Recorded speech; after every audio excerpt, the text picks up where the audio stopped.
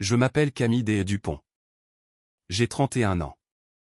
Je travaille comme analyste système pour une entreprise du secteur de la santé à Nantes, dans les Pays de la Loire. Ce n'est pas le genre de travail qui inspire des films, mais ça paie bien.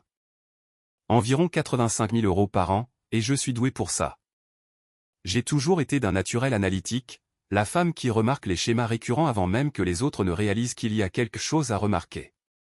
Au travail, cela me rend précieuse. Dans ma vie personnelle, il s'avère que cette compétence peut vous sauver tout aussi facilement qu'elle peut vous briser le cœur. Nicolas et moi nous sommes rencontrés il y a 4 ans, lors d'un barbecue chez un ami commun, pendant l'été 2020. L'un de ces rares après-midi nantais où le soleil décide vraiment de se montrer et où tout le monde agit comme s'il venait d'être secouru d'une grotte. Il se tenait près de la glacière dans un t-shirt bleu marine, riant avec des gens que je connaissais à peine. Et il y avait quelque chose de facile chez lui. Chaleureux, ouvert, naturellement sociable d'une manière que je n'ai jamais été. Je suis plus réservé, plus mesuré. Nicolas rendait la vie plus légère, moins prévisible, et pendant longtemps, j'ai aimé ça chez lui. Nous avons commencé à sortir ensemble en août de cette année-là. En décembre 2021, nous avions emménagé ensemble dans un appartement avec 2 chambres dans le très chic quartier Grasselin. Un bel endroit, du parquet ancien, proche des cafés et des restaurants, le genre de quartier où les gens promènent de minuscules chiens hors de prix et font semblant de ne pas se soucier du montant exorbitant de leur loyer. Au début, nous partagions le loyer à parts égales, mais avec le temps, j'ai commencé à en couvrir une plus grande partie. Nicolas travaillait comme coordinateur marketing pour une start-up et ses revenus fluctuaient plus que les miens. Ça ne me dérangeait pas, ou du moins je me disais que ça ne me dérangeait pas. Je l'aimais. Je pensais que nous construisions quelque chose ensemble. Pendant les 3 premières années, les choses allaient vraiment bien. Pas parfaites, mais bien dans le sens qui compte. Nous avions nos rituels. Les dîners du vendredi soir, les randonnées du week-end le long de la vallée de l'Erdre, les dimanches matins tranquilles avec du café et des mots croisés. Il m'a fait découvrir des musiques que je n'aurais jamais trouvées toute seule. Je lui ai donné le goût de la cuisine. Nous avions nos blagues à nous partagions les courses, les factures, l'épuisement. Nous avions l'impression d'être une équipe. Puis, vers le mois de mars de cette année, quelque chose a changé. Ça a commencé par des petits riens. C'est toujours comme ça que ces choses commencent. Rien d'assez dramatique pour être pointé du doigt, juste de petites fractures dans notre rythme. Il a commencé à rentrer plus tard que d'habitude, toujours avec une raison qui semblait assez plausible si on voulait bien y croire. La circulation était infernale. On a pris un verre avec l'équipe après la réunion. Je suis passé chez Mathis pour l'aider avec un truc. Des explications normales, le genre qui vous fait vous sentir ridicule d'avoir même fait la remarque, et je ne remettais pas sa parole en doute. Pourquoi l'aurais-je fait? Je lui faisais une confiance absolue. Puis est venue l'histoire du téléphone. Nicolas n'avait jamais été cachotier avec son portable auparavant. Nous n'étions pas le genre de couple à faire des mystères sur notre vie privée. Si mon téléphone chargeait, j'utilisais le sien pour chercher quelque chose. Il prenait le mien s'il avait besoin du GPS. C'était décontracté, banal. Mais à un moment donné, début avril, il a commencé à incliner son écran loin de moi chaque fois que j'entrais dans la pièce. Il a commencé à prendre ses appels dans l'autre pièce. Puis un soir, j'ai remarqué qu'il y avait mis un code de verrouillage. Il n'en avait jamais eu avant. Quand je lui ai posé la question, il a ri et a dit « J'arrêtais pas d'appeler des gens par erreur dans ma poche. Ça règle le problème. » Raisonnable. Trop raisonnable. Alors, j'ai laissé couler. Il a aussi commencé à sortir plus souvent. Ce qui était autrefois une soirée entre garçons occasionnelle s'est transformé je ne sais comment en un événement hebdomadaire. Il s'est inscrit dans une nouvelle salle de sport et a soudainement eu des cours du soir 4 fois par semaine. Il a commencé à mentionner des personnes dont je n'avais jamais entendu parler. Des collègues, des amis d'amis, des femmes de son bureau, des hommes rencontrés lors d'événements professionnels, des noms lâchés avec désinvolture comme s'ils devaient déjà signifier quelque chose pour moi. Il était toujours occupé, toujours juste un peu ailleurs.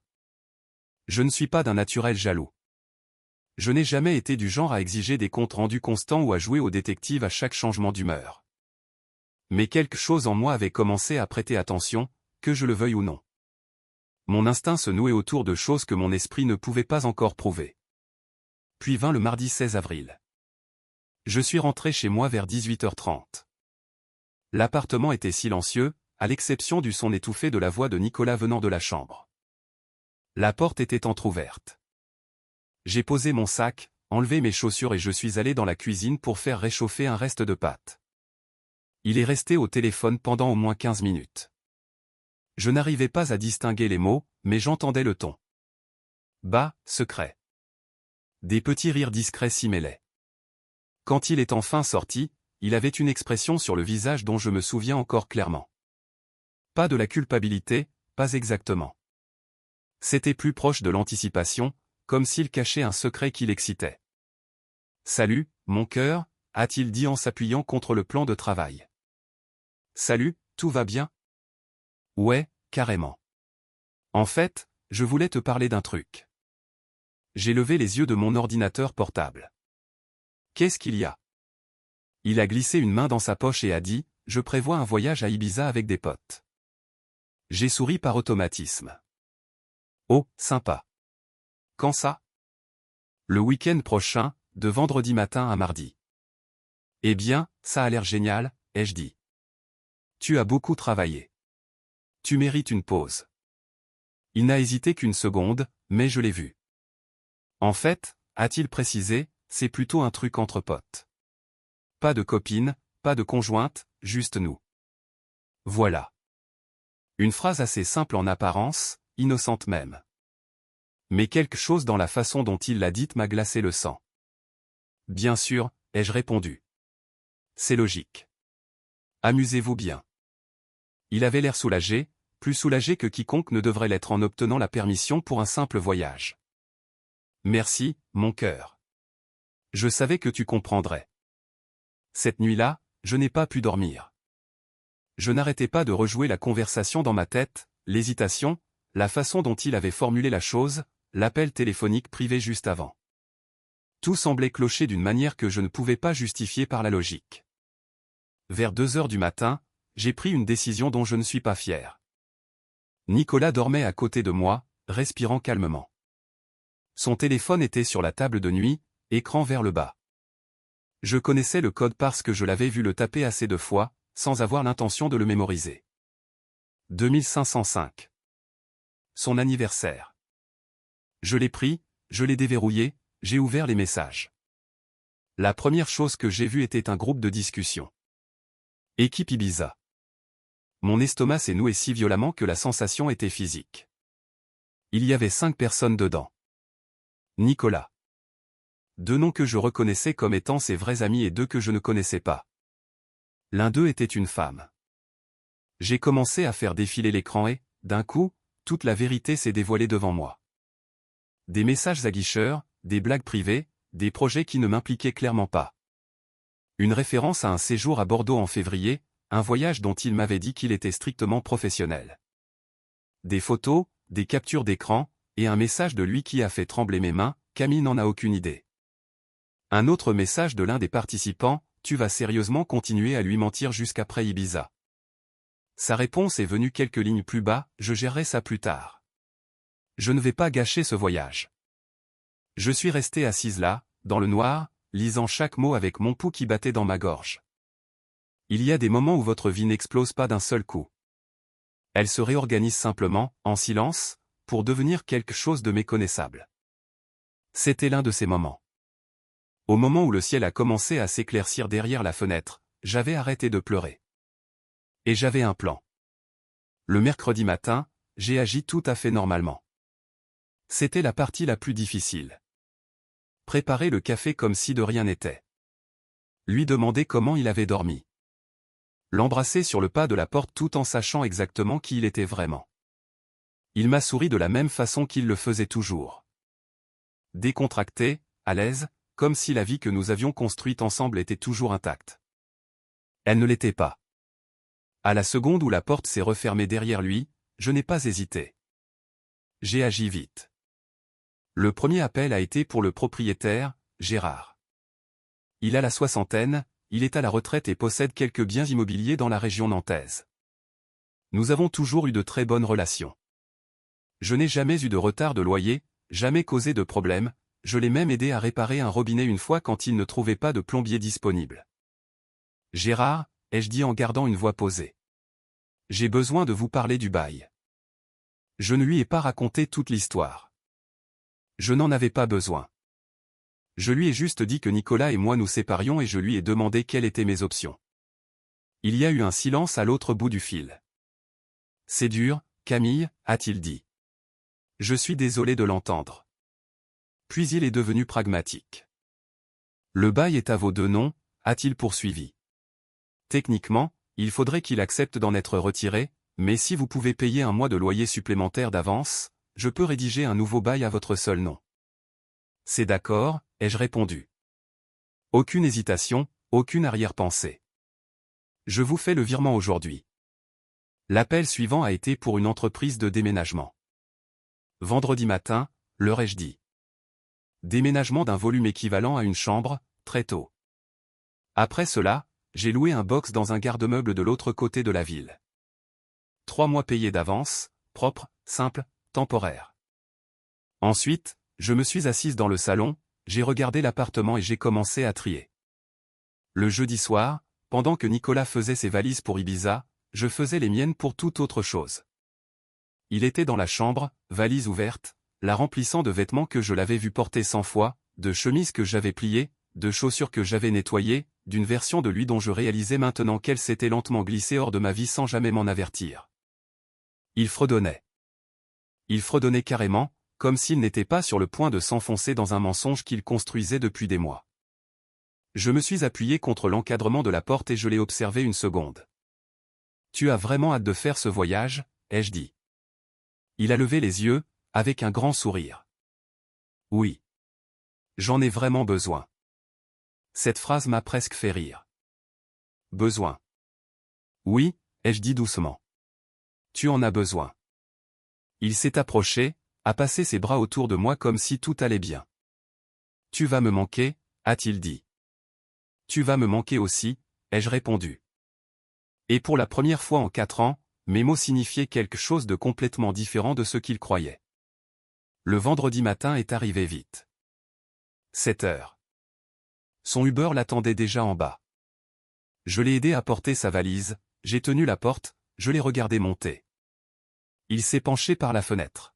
« Je t'aime » a-t-il lancé. J'ai souri.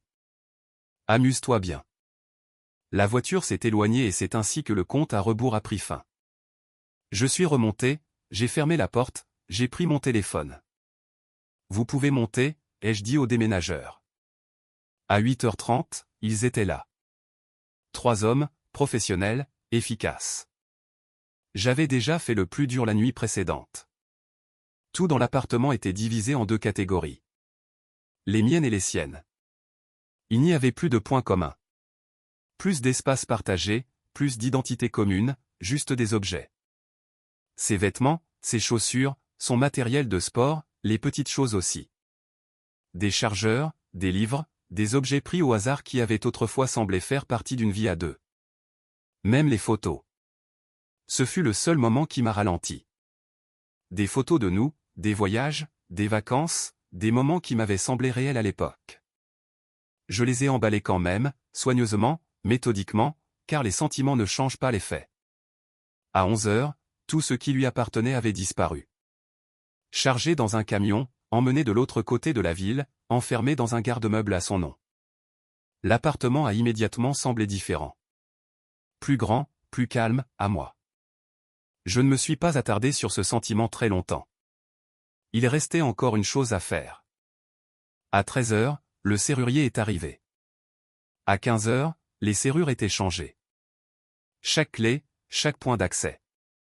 Terminé. Définitif. Ensuite, j'ai rassemblé les objets restants. Ceux qui ne rentraient pas dans le garde-meuble.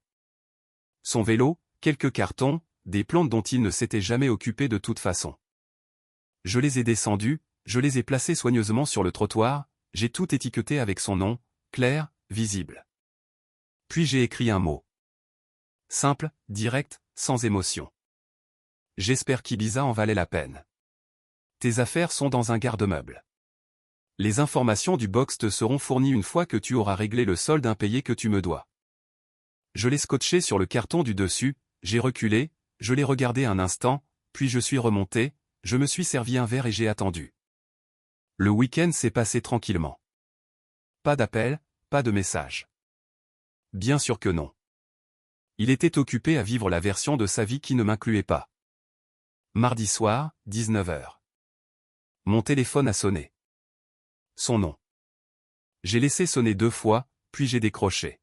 « Qu'est-ce que tu as fait ?» a-t-il exigé immédiatement. Pas de salutation, pas d'hésitation, juste de la panique. Je me suis adossé au canapé, sereine.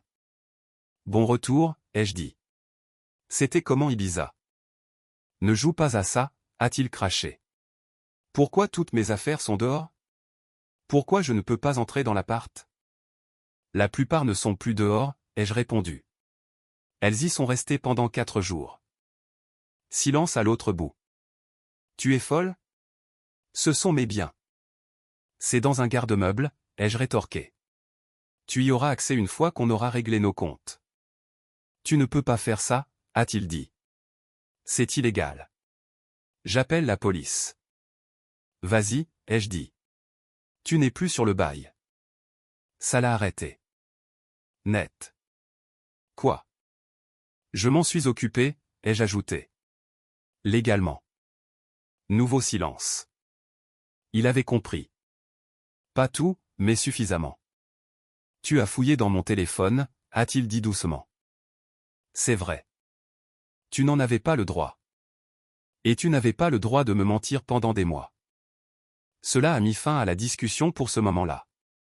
Il a rappelé encore, et encore, et encore. Je n'ai pas répondu car la conversation que nous devions avoir était déjà terminée. Il n'a pas arrêté d'appeler de la nuit. 9 fois. Puis des messages, puis encore des appels. J'ai tout ignoré parce qu'il n'y avait plus rien à dire par téléphone. Le lendemain, il a essayé autre chose. Vers 15h, j'ai reçu un appel de l'accueil de mon entreprise. « Madame Dupont, il y a quelqu'un ici pour vous voir », a annoncé le réceptionniste. Un certain Nicolas Renard ? Bien sûr. J'ai lentement fermé mon ordinateur portable. Dites-lui que je descends dans 5 minutes. J'ai pris mon temps pour marcher jusqu'à l'ascenseur, non pas par hésitation, mais par contrôle, car pour la première fois dans toute cette situation, je ne réagissais plus. Je choisissais. Il faisait les 100 pas près des portes vitrées quand je suis entré dans le hall. Il avait l'air différent, fatigué, usé, comme si la version de lui revenue d'Ibiza n'avait pas fait le voyage retour. « Camille », a-t-il dit au moment où il m'a vu. « S'il te plaît, donne-moi juste 5 minutes. » Je l'ai scruté pendant une seconde, puis j'ai fait un signe de tête vers le café de l'autre côté de la rue. 5 minutes. Nous nous sommes assis dehors, à une petite table en métal. J'ai commandé un café. Il n'a rien pris. Ses mains tremblaient. « Je suis désolé », a-t-il commencé immédiatement. « Je sais que j'ai tout gâché. Je sais que je t'ai blessé. » J'ai pris une gorgée de mon café, laissant le silence s'installer. « Ouais », ai-je dit. « C'est vrai. »« Ce n'est pas ce que tu crois », a-t-il ajouté précipitamment. Ça m'a presque fait rire à nouveau. « Vraiment ? » ai-je demandé. « Alors c'était quoi ?» Il a passé une main dans ses cheveux. « Je me sentais coincé », a-t-il dit. Comme si on fonctionnait sur pilote automatique. J'avais besoin de quelque chose de différent, de quelque chose d'excitant. Voilà. La vérité. Pas jolie, pas compliquée, juste égoïste. Alors tu as menti, ai-je dit. Pendant des mois. Je ne t'ai pas trompé, a-t-il juré. Je te promets qu'il ne s'est rien passé physiquement. Je l'ai regardé. Vraiment regardé. Est-ce que ça a de l'importance, ai-je demandé doucement. Il n'a pas répondu, parce qu'il savait que non. Tu avais l'intention de le faire, ai-je continué. Tu y étais déjà mentalement. Tu as menti à propos de Bordeaux. Tu as menti à propos d'Ibiza. Tu as parlé de moi comme si j'étais un problème que tu n'avais pas encore résolu. Des larmes ont commencé à couler sur ses joues. Je ne pensais pas ces choses, a-t-il balbutié. Si, tu les pensais. Silence. Lourd. Définitif. Et pour mes affaires, a-t-il demandé après un instant. On y était. Pas nous, pas la relation, ses affaires. Tu me dois 4200 €, ai-je dit calmement. Une fois que ce sera réglé, tu auras les informations du garde-meuble. Je n'ai pas cette somme, a-t-il dit. Alors tu te débrouilleras. Camille, s'il te plaît, a-t-il supplié en se penchant vers moi. On ne peut pas juste réparer ça? Je supprimerai tout. Je couperai les ponts avec eux. Je ferai tout ce que tu voudras. Je me suis levé et j'ai posé quelques euros sur la table. C'est fini entre nous, ai-je dit, et je le pensais d'une manière que je n'avais jamais ressentie auparavant. Je suis parti. Il ne m'a pas suivi. 3 mois plus tard, tout semble différent. L'appartement n'est pas seulement silencieux, il est paisible. J'ai repeint le salon. Un gris doux.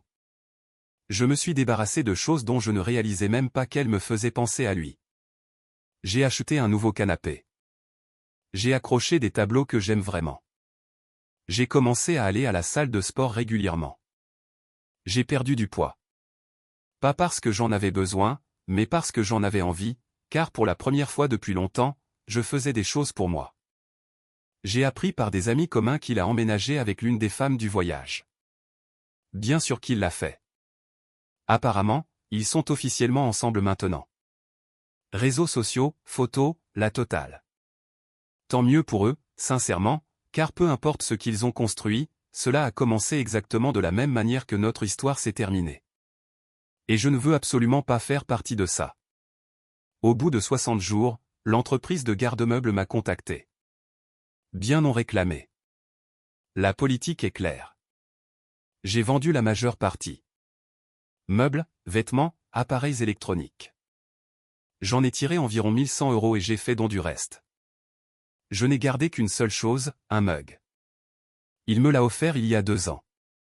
Il y est écrit « Petite amie la plus correcte du monde ». Je l'utilise tous les matins maintenant. Pas parce qu'il me manque, mais parce que ça me rappelle une chose, tout ce qui a l'air stable n'est pas forcément réel. Et tout ce qui se brise n'est pas forcément une perte. Les gens me demandent si je suis allé trop loin. J'aurais peut-être pu m'asseoir avec lui, en discuter, lui donner une chance de s'expliquer, mais je savais très bien comment cela se terminerait. Des larmes, des promesses, un changement temporaire, et puis finalement la même fin, juste plus tard, plus compliquée, plus douloureuse. Ce que j'ai fait n'était pas une question de vengeance. C'était une question de lucidité. J'ai vu qui il était, et j'ai agi en conséquence. Aucune hésitation, aucune négociation, juste des actes. Et aujourd'hui je dors mieux, je pense plus clairement, je vis plus légèrement, parce que je ne me pose plus de questions, je ne doute plus, je ne remets plus rien en cause, j'avance, c'est tout. Certaines personnes trouvent ça froid. Moi, je trouve ça nécessaire, parce qu'au bout du compte, ce n'est pas moi qui l'ai perdu.